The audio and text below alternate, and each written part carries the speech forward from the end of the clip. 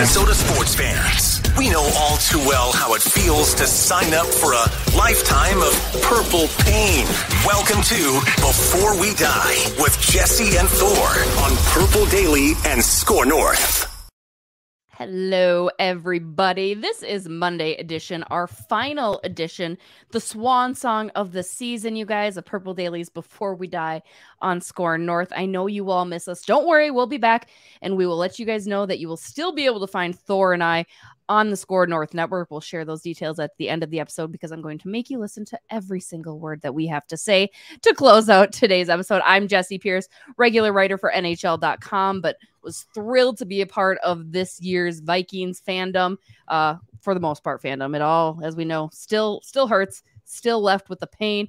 He's Thor Nystrom. He feels pretty positive, even with a little bit of pain. I don't know why. He drinks a lot, I think, you guys. I'm not entirely sure. Well, yeah. And then that's Ross Brendel, our loyal and tried and true producer. All right, you guys. First of all, I just want to say I heart you. Thank you for making this show mostly great. Thor, you a little bit, mostly Ross. I'll take it. Back at you, Jesse. Who I'll is take that it. guy that's on the bottom of my screen? I don't know where he's at on yours, but who invited him? I know. The irony is he's going to basically run the show because he knows all of these questions that we have for the Minnesota Vikings as they head into this offseason. First, we got to address the cap situation. The Vikings currently $24 million over the salary cap, largely due to high-priced veterans like Harrison Smith, Patrick Peterson, Eric Kendricks, Zadarius Smith, Adam Thielen, CJ Ham, and Delvin Cook. Patrick Peterson will be an unrestricted free agent at the end of this year. But let's start on the defensive side of the ball, Thor. You've got Harrison Smith, 33 years old. He's got a $19.4 million hit on the cap. The Vikings would save $7.3 million if he was cut by June 1st. You've got Smith, who's 30, cutting him saves $13.6. Kendricks, who's also 30, 9.5 if cut before June 1st. My big thing is I think Smith, as lovely as everybody loves him, right? He's a fan favorite. And all these guys that we just listed are fan favorites. They were part of that 2017 squad. But I think Harrison Smith has the most likely good replacement with Metellus kind of waiting in the wing. What do you do about Zadarius Smith, and Eric Kendricks? Are there people that could replace those two on defense? Zadarius Smith, I think you got to keep. I mean, the reason that the Vikings were able to have access to him at the price point they did was because it was a prove-it year for him health-wise. And now he's proven that, and he was fabulous this year. So even the cap hit, 13, whatever it is this coming year, he's worth it at that number. So I think he's a keep for sure. Kendricks, for me, now we're getting into the cuts. For me, Kendricks, I've seen other people that might want to keep Kendricks. For me, he would be more on the cut line. Jordan Hicks for sure is on the cut line. And Harrison Smith, this is another one where it could go either way because obviously you're going to have some of the dead cap, but you will, like you mentioned, save a little bit over $7 if you cut him. And you do have those prospects at safety. You mentioned Metellus. Metellus played great this year in his limited looks, 200 or so snaps on defense, whatever, and was fabulous on special teams as well. And then you also have Luis Seen, who will be back next year and healthy. Harrison Smith, for me, is closer to the cut line, I think, than for others. But it depends on how much money you think you need to open up and stuff like that. But Harrison Smith, his play fell off so much this year. For me, he'd be closer to the cut line. Thor, are any of these guys candidates for restructures that could help give immediate relief, but also, and here's the big also, not kick the can further down the road when it comes to salary cap issues? I think Harrison Smith would be right near the top of that list. And I think with Harrison Smith, it's a wait and see because you're going to approach him, see if he's willing to rework that contract. If he's sort of steadfast and like, no, I have a contract, you guys make the decision, and puts the ball back in the Vikings court, I think maybe that's where you have to make the tough decision of maybe we got to cut you now. But you can give him an extension, offlay some of the bonus money that he has, and save some of the cap room. So he'd be one of those guys. Delvin Tomlinson's another one because he has the void years. Whereas, like, if he leaves right now, I believe it costs the Vikings $7 million in cap room next year if he just walks. Whereas if you rework his contract, a reasonable contract around where his market value would be, you'd actually save $2 million in cap room. So the Vikings are extremely incentivized to rework Delvin Tomlinson's contract. Whereas with Harrison Smith, like I said, it is right on that line. Interesting. You mentioned Lewisine, obviously the Vikings' highest draft pick last year, injured in week 4, but on track to return this summer. He's going to be obviously chomping at the bit. What do you think about Andrew Booth Jr.? And we'll talk about how the rookies kind of performed this year, but obviously he'd be another piece of that defense. He played 105 defensive snaps, 40 more on special teams. Do you think that he'd be able to really step up his game next year and improve on a defense that was very, very grim to begin with? With Andrew Booth, it's more of a just cross your fingers. What you can't do is go into next, like into training camp next year, being like Andrew Booth is our cornerback too. Because you're setting yourself up for failure and you're setting Andrew Booth up for failure at that point.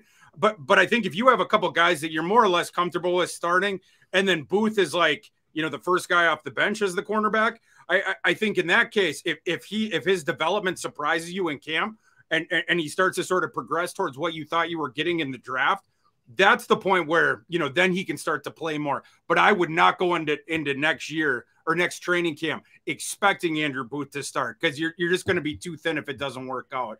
On the corners, Thor, the one thing I've been trying to look at comps and look around the league to see what other cornerbacks are making, or even journeyman cornerbacks who had nice pop-up seasons. It's really tough to find a perfect example or a perfect case for what type of money Duke Shelley, he might command. But I got to imagine the Vikings are going to want to be the first team to have a crack at bringing him back. What does his contract potentially look like? Because I honestly can't tell you. Do the Vikings go to him and say, hey, we're going to give you a nice little bump, but you still have to prove it? Or did he already do enough over 3 months to prove it? I honestly have no idea what that number looks like for Duke Shelley. It's hard to say because you don't know what the teams around the league, how they perceive him, but he's done enough to get the contract for that, next year, next couple of years, and some guaranteed money with that. With the Vikings, with how cap crunch they are, with every one of these decisions, you have to come in with what your price point is, where you're comfortable at. And if one of these unrestricted guys, if they end up getting offered more elsewhere, that it goes above your market, then you just have to wave goodbye to him. But Duke Shelley is absolutely a guy I would prioritize, because, I was just talking about with Andrew Booth, I don't want to go into next training camp having to rely on him as the CB2, because if he plays like he did this year in training camp and then into next year, now you're looking at a disaster with one of your starting cornerback spots. Duke Shelley's a guy I would more or less be comfortable going into training camp with as a CB2. If the rest of the stuff doesn't work out for you, I'm sure the Vikings will try to get both cornerback spots better, whether it's through the draft, whether it's through free agency. And we'll talk about this because the Vikings can create a whole bunch of cap room through releases, through restructuring, through extensions, etc. But Duke Shelley is a guy that I would more or less be comfortable seeing him on the field regularly, because it happened this year and he was great when nobody expected it. One final piece on the defense that I want to question, Danielle Hunter. Is he a possible candidate to be traded? Would you package him with something? Is he a good 1-for-1 trade? What are your thoughts on Danielle Hunter, who struggled in the 3-4 scheme under Ed Dontel? Now, obviously, the Vikings on the hunt for a new defensive coordinator, so that might help. But would you consider getting rid of Danielle Hunter if it obviously improves your team? The trade offer would have to blow my doors off. The one thing on defense that I'm super comfortable with, it's both the edge rushers. And those are the two guys that I want to keep. And Danielle, now we know that he can play in both schemes, right? We know he's a fabulous 4-3 defensive end.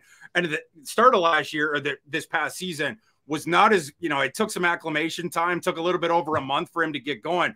But down the stretch, he was great coming off the edge in a 3-4. So it looks like he's figured that out. Hopefully the next defensive coordinator doesn't drop him into coverage with the regularity that Ed Donatel was doing on third downs and stuff like that. But he's a guy that I would want to keep. But, you guys are talking about some of the rookies the Vikings took in the last draft. Some of those guys are going to have to step up. I'm not quite as confident in Andrew Booth based on what we saw this year, but he does have the physical tools. A guy I am confident in stepping up into a bigger role, I think he's going to be a week 1 starter next year, is Brian Asamoah. And that's going to make you more comfortable for sure. Releasing Hicks, perhaps releasing Kendricks or doing something there, because I think you have one of those inside linebacker spots taken with Asamoah. Thor, I think a lot of the younger guys that you just mentioned and we'll spend more time on, I think it signals and should signal to fans we do have an affinity to players. Jesse talked about it. People love Harrison Smith. They love Eric Kendricks. Even if it was Danielle Hunter, they love Danielle Hunter. You love the guys that we've known and have been around for a long time.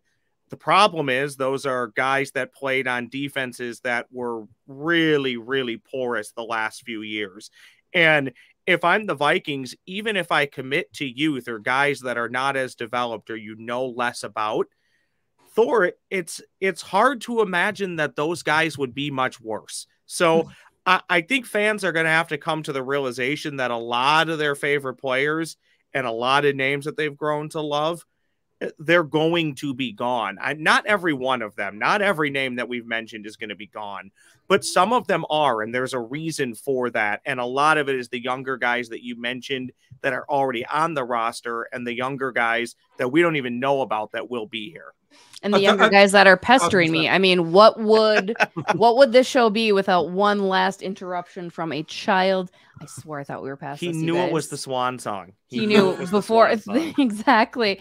I think the biggest thing, and you had mentioned guys that we've known to love, Adam Thielen, CJ Ham, and Dalvin Cook. That's $17.3 million of cap space that could be freed up. Alexander Madison's obviously a free agent, but you have Ty Chandler, excuse me. You've got Nwango, you've got KJ Osborne. Do you think they could fill the void where the Vikings might be comfortable enough to release and cut Thielen, Ham, and Cook? Yeah, well, we're talking about the defense. You're going to take a wrecking ball to the defense. We know that that's going to happen. The running back position you just brought up, there probably is going to be a wrecking ball taken to that position too, because Madison is almost assuredly going to leave in free agency. Dalvin Cook is one of those guys that is on whether – hopefully you can get something for him in a trade, and I do think the Vikings will explore that. If not, he might even be a release candidate. You mentioned how much that they could ultimately save if they do one or the other. $7.8 million with him. And when you're talking about how cap crunch this team is, and not only wanting to get out of that, but then also create cap space so you can go out and start shopping for people. That's where a guy like Dalvin Cook, moving on from that contract, saving almost $8 million, where it could make sense. But then you have to figure out what to do after that, right? Like, because you mentioned Ty Chandler and Nwangu. I would rather have those guys as my 2 and 3 next year. Not sure if I want to go into training camp with Chandler as like my starter. Sure. And I don't want to sign a free agent running back because you always have to overpay with that position, right? That's a position where I want to draft the starter on day 2. So if I'm going to wave goodbye to Dalvin Cook, again, hopefully in a trade, even if you get a mid-round pick for the guy, then you can go out in late round. Well, I guess they don't have their round 2 right now, but in round 3 potentially you can draft his replacement. We see rookie running backs all the time who are even drafted on day 3 who are immediate starters. Dameon Pierce is a great example from this year. Tyler Algier from the Falcons. Those guys are available, and the Vikings coaching staff and the front office, they can sort of pick their flavor. This is a pretty deep running back class. I'm starting to do the NFL draft work and everything like that. It's a pretty deep class. You could find more or less an amalgamation for Dalvin Cook and plug him into that spot. Or if they want a different kind of a back, you can also do that. But for me, Chandler and Nwangu ideally would be 2 and 3. And then hopefully you draft the next starter on day 2. I'm not sure if I would have Dalvin back at the cap hit he's going to be. Yeah, and for the way the Vikings offense was constructed and run this year, do you really need that rock star running back? Yeah. As I said in past, before we dies, if you end up drafting that guy in round 2, 3, 4, 5, 6, who becomes a rock star, that's fine. Hold on to him as long as you can until you have to pay him, then let him go a separate way and do it again. Because Thor, to your point, if you go back and look at the last 10 Super Bowl winners, how many of them actually had rock star running backs who really helped carry them there?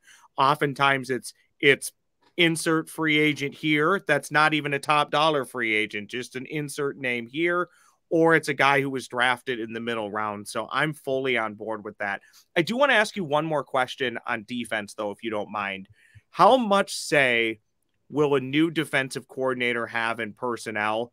Or how much say should a new defensive coordinator have in personnel? Because it's possible whoever you hire as a defensive coordinator is only here for a year or two because they could be on to being a head coach at some point. So how do you break that down? The input, I would think, would be a lot, right? Like, especially if you go to a guy like, for instance, Brian Flores, where then you're going to switch the scheme more back to like a 4-3. He does some hybrid type stuff, but it's not going to be the pure 3-4 that you had this year. And if you're going to flip it back, you would want that input. it would be dumb if Kwesi did not seek out that input from the guy that they're handpicking to be the successor to Donatel. Now, if they stay in the 3-4, this front office and the coaching staff, after they've already been acclimated to that for a year, I think they more or less know the guys that would plug in, but for sure that they would take the input from the guy that they would take. But again, especially if they switch that scheme, the guy that they end up hiring, he's going to be leaned upon as a sounding board all off season for all the defensive acquisitions that they're going to make. And there's going to be a lot of them. An acquisition that you are going to try your best to retain. Justin Jefferson, a man that needs to get paid, you guys. AJ Brown making $56.4 million, Tyreek Hill 52.5, and Stephon Diggs 47.9. Then obviously Devontae Adams signed that 5-year, $140 million last spring. The Vikings are going to make it work, right? Yes, they need to. And here's the other thing I'd say. You need to sign him as quick as possible. And the reason why is because every offseason, the market resets. The cap never goes down, right? And the contracts of the top paid receiver, the top paid guy at any position, it never goes down. Every single offseason, it resets. Justin Jefferson is on a historical pace after 3 years. He's the best wide receiver in the game. You don't want to let another offseason go by where numerous receivers, last offseason was Christian Kirk, who got this ridiculous new contract, whatever. You don't want these veteran receivers out there on the free market sort of resetting the receiver market where Justin Jefferson's looking at him and is like, I'm twice as good as that dude. If he's getting this, I'm getting that. So if I'm the Vikings front office, yes, I mean, a huge priority is remaking the defense, figuring out some of the holes to plug on offense, who you bring back and whatnot. But then a huge one is the Justin Jefferson extension. That is priority this offseason. You cannot let this offseason go by without doing it, because if you do, you're going to end up having to pay more. And the Ravens and Lamar Jackson is one example of this. But every single offseason, this happened. Kirk Cousins back in the day with Washington, they kicked the can to the point where they could no longer afford them. The Vikings cannot do that with Justin Jefferson. You can't afford it. Throw all the money that you can at Justin Jefferson, because that's what he deserves. I'm going to cut you off there, Ross, because I have a segue. Fine. Please let me segue. Throw all the money that you can at JJ. Also throw all the money you can at the crazy Canadian Cousins Crusaders of Purple Daily at kirkcousins.org. Final reminder that there is a group of crazy Canadian Cousins Crusaders who reached out to us here at Purple Daily in hopes of doing some good, summoning donations to Kirk Cousins Foundation at kirkcousins.org. Throw what you can. You don't have to go JJ crazy with it, but do what you can. Throw what you might want at kirkcousins.org. We appreciate you. We appreciate them reaching out. Make sure you mention Purple Daily when you make your donation so they know that you heard it here first. Now you may proceed, Ross. All I was going to say, Thor, is I was going to offer the counterpoint and say, can you not kick that can one more year down the road? Because technically you have 2 more years with Justin Jefferson at cheaper money. Everybody knows the deal's going to get done. So if it helps you in the immediate by waiting 1 more year and you get to next offseason before his 5th-year option kicks in, can you not do that? Or is it more advantageous and imperative to do it right now? You could, in that, like you mentioned, you have team control over him. He's not going anywhere. So you could kick that can and prioritize some other things. But my only thing is you're going to have to pay more if you do that, right? Because, again, the cap will go up. You're going to see more of these guys sign.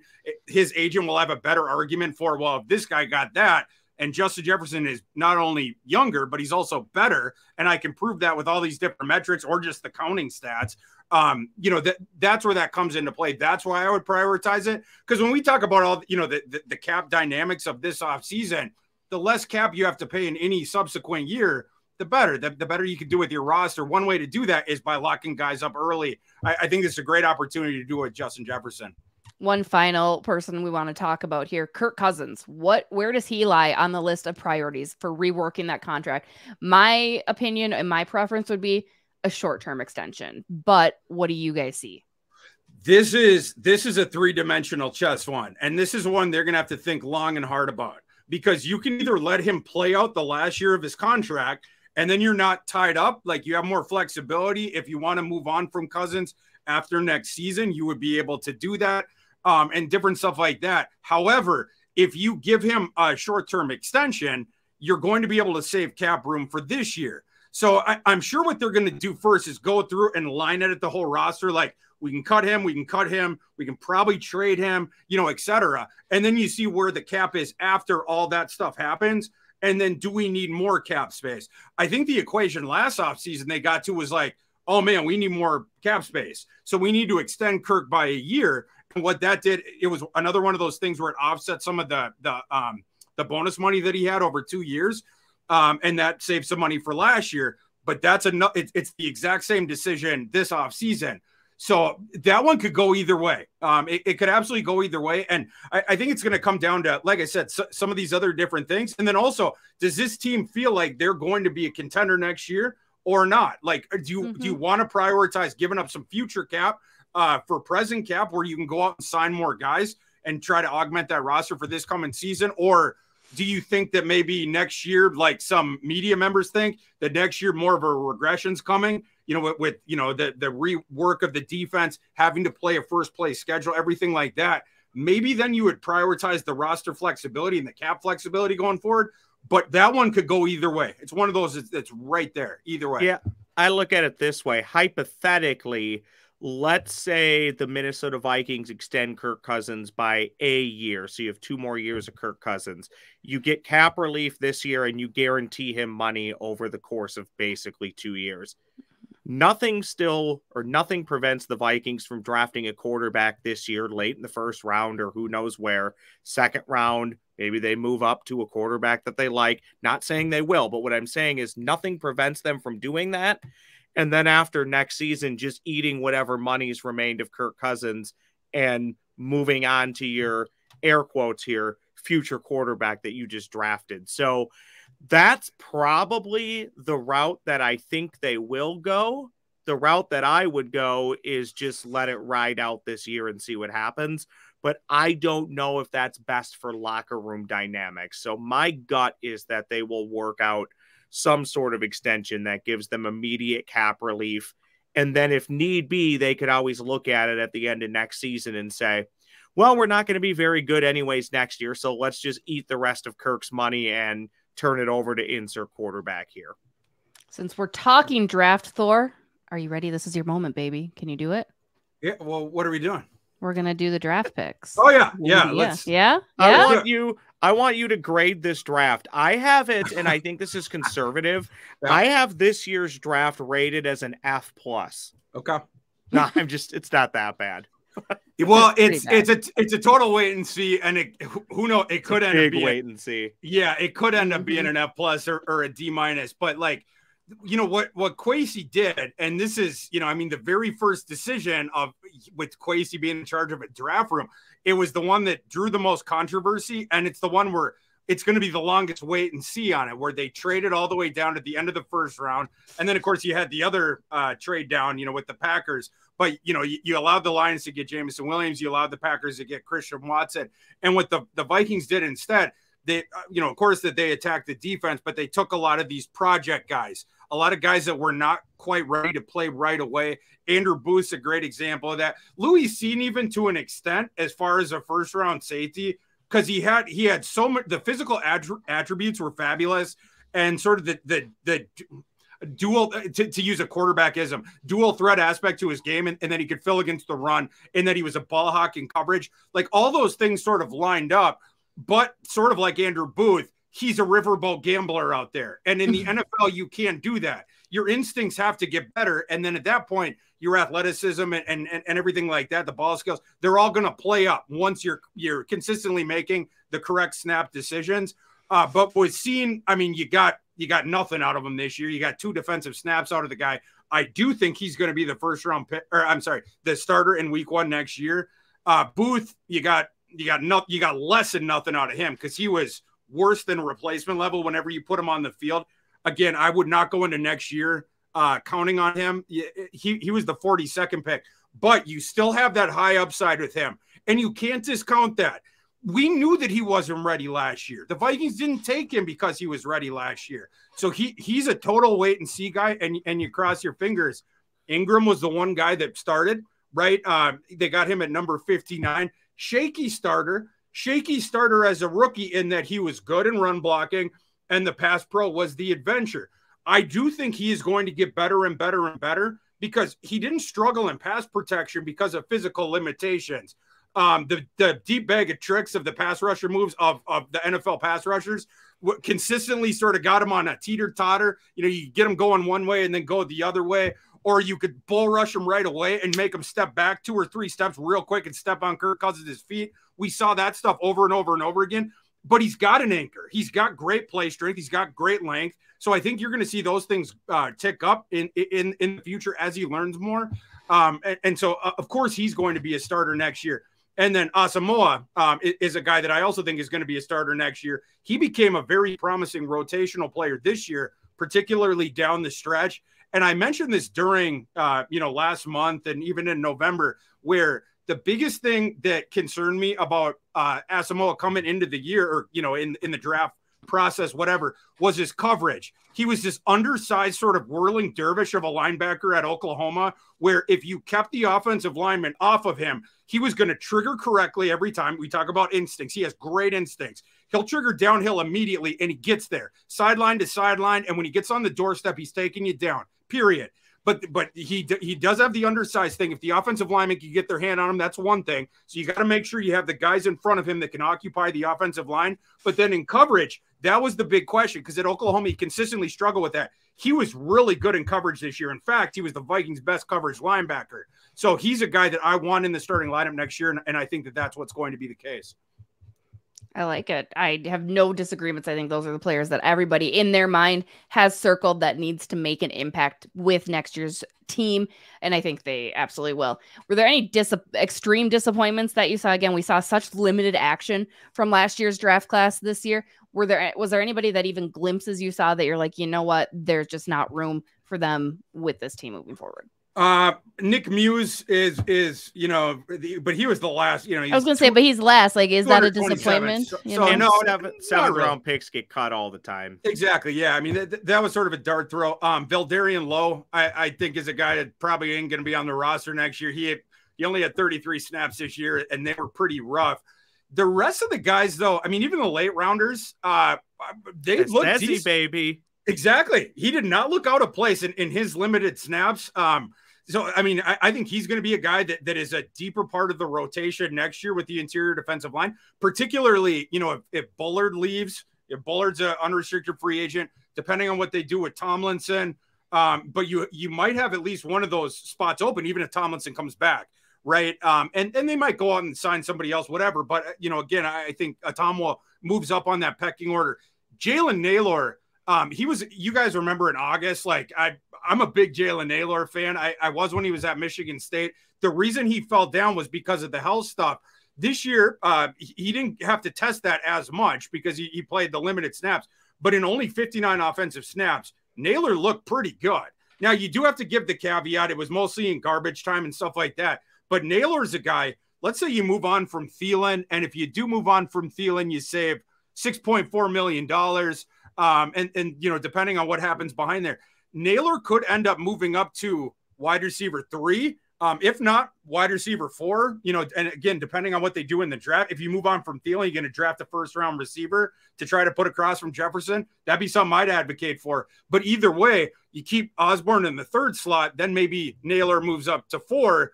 But if you feel like your draft equity is better spent elsewhere, and maybe you think that Osborne could maybe hack it across from Jefferson, maybe you even see Naylor move up to wide receiver 3. And actually, he might even be the outside guy, because Naylor's thing, he's more like old-time NFL fans will know this name better than our younger people. But Elvin Harper from the Cowboys back in the day, a guy that can consistently take the top off the defense. Maybe he can't do it. His game isn't as well fleshed out as some other receivers, certainly like a Justin Jefferson, whatever. But your utility, it's not only the ability to win downfield, it is also the threat of the ability to win down the field, where the defense has to respect it, or you can just take the top off, right? So he's a guy that I think is going to have a bigger role next year as well. But yeah, as far as the disappointments, unfortunately for the Vikings, or fortunate, however you want to look at this, the two biggest ones, you're probably looking at the very top of the draft with Cine and Booth. The guys later on and after that, I thought they did pretty well. Like, if you're just sort of reporting it out, and we'll see what happens going forward. All right, kind of to wrap it up, let's look ahead to this year's draft. The Minnesota Vikings holding the 24th overall pick, which actually is the 23rd because Miami forfeits their picks this year and next for trying to date Tom Brady while he was married to the Patriots and while he was separated and seeing the Buccaneers. So, Thor, who are the Vikings taking at 23? And why do you think they're going to take him? Give me a couple names. Or do you think Kwesi, we know he's not afraid to move down. He moved down last year. Do you think Kwesi moves a little bit to get the guy he wants? Man, after the whole season, we're on the same wavelength. Here's my big prediction for the Vikings draft. I do not think they will make a selection in the first round. I do think you will see a trade down.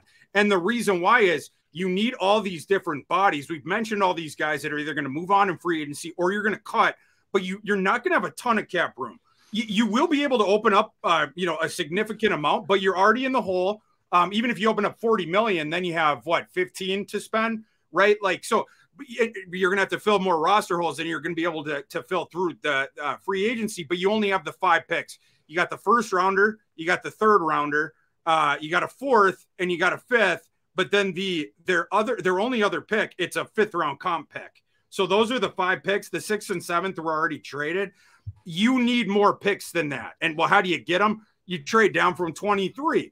And if Kwesi does something similar to last year, although, they were picking a little bit higher last year, but if you can drop down from 23 to 35, 38, somewhere in there, you're going to be able to pick up at least one other day 2 pick.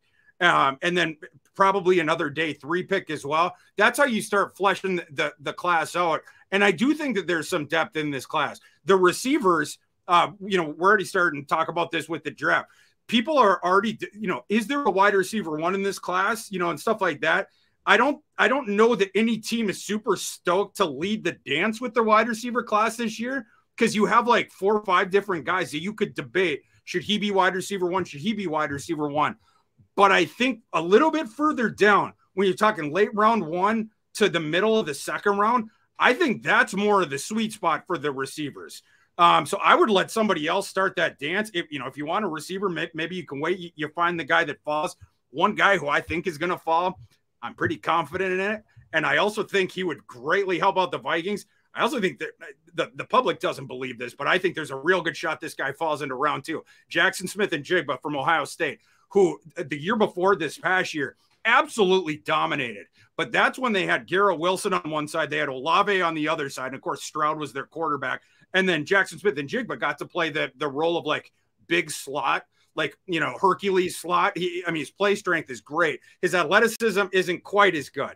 So I've seen some of these comps to him to, like, better these silky smooth outside receivers. You don't want to think about him that way. If you just think about him as a rock solid slot that can handle targets, especially if he's only getting single covered, which he will be on a team with Justin Jefferson, he would slot him perfect into the slot to go there with the Vikings. So that would be a name to potentially look at if the Vikings can move down, because you got to keep in mind, again, that they don't have their 2nd round pick of their own. Thor, I want to be very careful, though, about the run on wide receivers and doing the old, there's 4 that we think are really good, and we'll just take the 4th one if that's what's left for us. The last time the Minnesota Vikings did that, they got Megaquan. They got Laquan Treadwell, and we know how well that worked out. So be careful what you wish for in that scenario. Do you, Thor, see any scenario in which the Vikings, with one of their earlier picks, again, I know there's a dearth of them right now. I hope you're proud of me for using the word dearth. That was a good word. Since you are our word master, Thor, and thank you, Jesse. Do you see an avenue in which the Vikings maybe do draft a quarterback that they can stash behind Kirk Cousins for a year or 2? Or do they just simply not have enough picks to make that happen? I would think it would have to be in the scenario where you trade down and flesh out the amount of picks. If you have more like 7, 8 picks, I think that's where you see the quarterback in, let's say, the middle of day 3. Right, like in 5th round, 6th round, somewhere in there, a developmental guy that you like his tape, or maybe a guy that other teams view as a cap ceiling guy. I don't want to put the ball on the tee for Jesse too early. Everybody, including myself, saw Brock Purdy as that. Brock Purdy has been coached fabulously, and Kevin O'Connell, he's not in the same branch as Shanahan, but of course, they work together and stuff like that. Like, if he identifies someone in this class, whether it's, Clayton Tune from Houston whether it's Jake Haener from Fresno State. There's a whole bunch of names like that of guys where they're going to fall into the 6th, 7th round. And if you find the guy that you like, where other people are like, oh, his ceiling's too capped. He doesn't have the bazooka for an arm. He's not crazy athletic, but you like the way he makes decisions and everything like that, that run a system, maybe then you can handpick a guy that you can put behind as a developmental guy, but maybe he ends up surprising a little bit earlier. But I do think the Vikings need to make a trade in order to open up that possibility, because with only 5 right now, especially if you move on from Thielen, especially if you move on from Cook, you probably need to plug those 2 holes through the draft. Then you haven't even started talking about the defense, where they need all these reinforcements coming. So I think you just need to add picks, but it is a possibility for sure. I mean, you opened the door here. Brock Purdy, my Iowa State Cyclone. I set you up for that. I am so proud of him. I want you to tell the people what your email said, because this also serves as another Jesse reminder that who won Thor's Hammers this year and what was I compared to as a result. Jesse Pierce, I want to congratulate you for winning Thor's Hammers this year. You know, the people out there doubted you. You know, it was like Brock Purdy falling down in the draft, but every single week you just kept rising to the challenge over and over again. You kept advancing, and you basically took it wire to wire. Congrats to you. This is your trophy for winning Thor's Hammers this year. Yes. It's the Jared Allen hair. That is the Thor's Hammers trophy. Congratulations, you did. That's the best we could afford on our budget, a giveaway by the Minnesota Vikings. I am actually super stoked on that. I'm the person that one time I traded away a really nice digital camera and a white elephant gift so I could get this ridiculous unicorn head, because I enjoy things on my head and dressing up and being absolutely ridiculous. Thank you for making Thor's Hammers, Thor. That was very fun. More fun because I won. I imagine I would have hated it had I not done well, but I appreciate you. Thor and I are going to work all off season to make sure that this atrocity does not happen again. I mean, that's the problem. You guys tried to fade me and never did. I was just correct on pretty much everything. So before I even thought of the brilliant idea to hedge and fade, I was far too behind to even make it matter. The fade strategy was like the Ed Donatella strategies. Ross and I are firing that. We're going to come in next year ready to go, Jesse. We're going to bring in a new scheme, new strategy. Watch out. We're no longer lining the cornerbacks up in the stands. We're gonna have a new strategy. We're not giving you 6 free yards every offensive play, Jesse. Police. All right, you guys, again, as a reminder, this is our final episode of Before We Die at Purple Daily Score North. We thank you guys for following along. Before we end, we have our final Before We Die. Can I start? Time now for the Before We Die crew to give us their Before We Dies. I am going to start with, before we die, Thor is going to have to change his profile pic to an Iowa State Cyclone when Brock Purdy leads the San Francisco 49ers to a Super Bowl championship. Do you accept this bet? I'm just throwing it at you so the public can hear it as well. Something along those lines. Well, what are you putting up then?